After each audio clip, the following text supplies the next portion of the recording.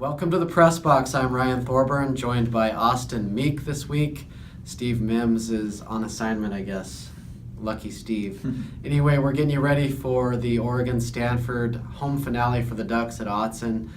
Austin, even though Stanford's 6-3 and Oregon's 3-6, these teams have gone through very similar seasons when you think about the expectations for each program. They've both changed quarterbacks. They both had a Heisman caliber running back who's struggled at times this season. And they both are looking for something to build on in November. How do you see the mood of this matchup, which has determined basically the Pac-12 championship since expansion?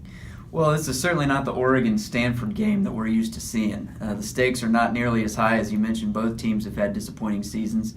But they are in different places coming into this game. It seems like Stanford has gotten a few things figured out. They've gotten Christian McCaffrey back healthy. Stanford's going to a bowl game. Oregon has a lot of work to do if they're going to get there. At 3-6, they got to win their last three. That's a lot to ask. Obviously, it has to start with Stanford. A couple weeks ago, I would have thought Oregon maybe was catching Stanford at a good time, but it seems like now Stanford has gotten rolling a little bit, whereas Oregon is coming off one of its worst games of the season. Yeah, bad news for Brady Hoke. It looks like Christian McCaffrey's healthy again. When healthy, he is basically, the top player in the country, one of the top 5 players in the country. I thought he should have won the Heisman last year, breaking Barry Sanders' all-purpose yardage record. I mean, that's a once-in-a-lifetime season. But if he's healthy and motivated, that's a problem for an Oregon defense littered with problems.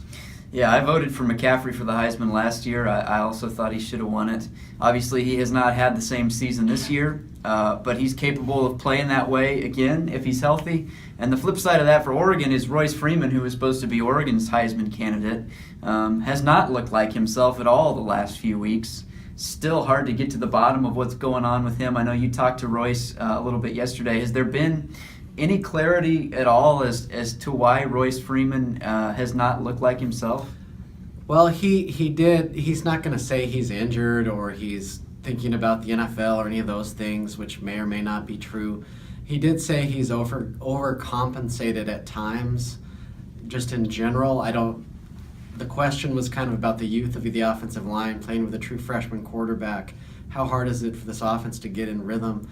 If Freeman's playing, there are no excuses. He needs to start playing better. And, he's running out of time, basically. And, Matt Lubick said he's making progress each week and that this has been his best week of practice. I think he's going to be back in the starting lineup. He was not the starter against USC. Tony Brooks-James was. So this is a big game for Royce and for the Ducks because they need Royce to be Royce if they're going to win out. Yeah, it's crazy to think that we are already to the last game of the season at Autzen. It's going to be senior day.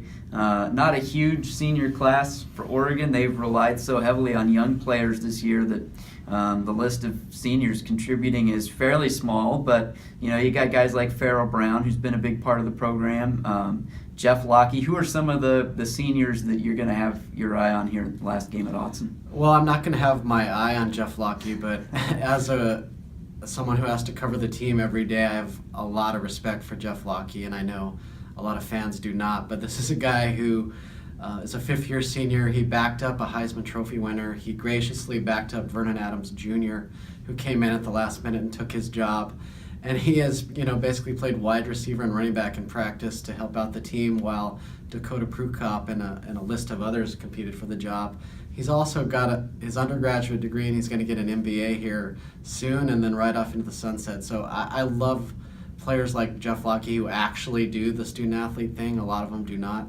And then Farrell Brown, the other guy you mentioned, is one of my favorites. This is a guy who, had the snowball incident, had the excruciating injury.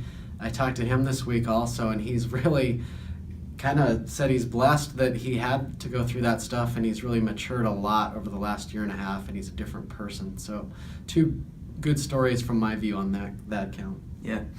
Well, it's make or break time, I guess, for the Ducks if they're going to get to a bowl game.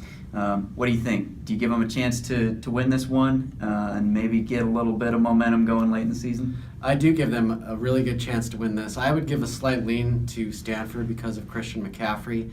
But if Royce Freeman can, maybe not match McCaffrey, but churn for some, yards that we're used to seeing from him, be complemented by Herbert and the other running backs, I think they've got a chance to outscore Stanford, which is not a prolific offense. I think Oregon's defense has a chance to at least focus on stopping one thing. It's not going to be easy, but Christian McCaffrey, and making Keller Christ beat them, a guy who's kind of new at quarterback.